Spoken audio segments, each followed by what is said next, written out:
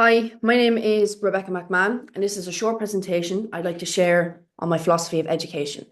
My philosophy has been shaped by a combination of personal values, classroom experiences, and the belief that every student deserves an inclusive, engaging, and meaningful interaction and education.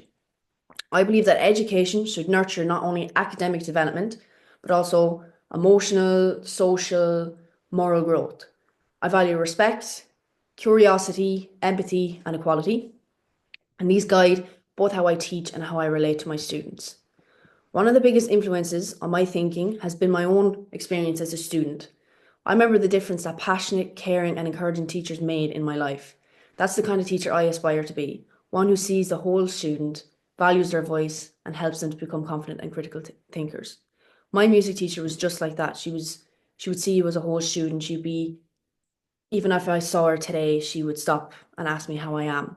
Whereas there's other teachers where you'd be afraid to go to that class because of that teacher and how the aura they gave off. So I want to be more like my music teacher than the teacher that people are afraid to go to. In terms of theory, my philosophy is informed by constructivism, particularly the work of Lev Vygotsky. His idea of the zone of proximal development and the importance of social interaction in learning have helped me understand the value of dialogue, group work, and scaffolding in the classroom. I see learning as an active process where students co-construct knowledge through engagement, inquiry, and reflection. I'm also drawn to the work of Paulo Freire, who emphasized the importance of education as a practice of freedom. His belief in dialogue, critical consciousness, and student empowerment resonates with my goal of creating a classroom where students feel safe to ask questions, challenge ideas, and think for themselves. This philosophy directly influences how I plan my lessons. I strive to create active student-centered learning experiences, using methods like group discussion, project work, role plays, critical reflection, activities as much as I can.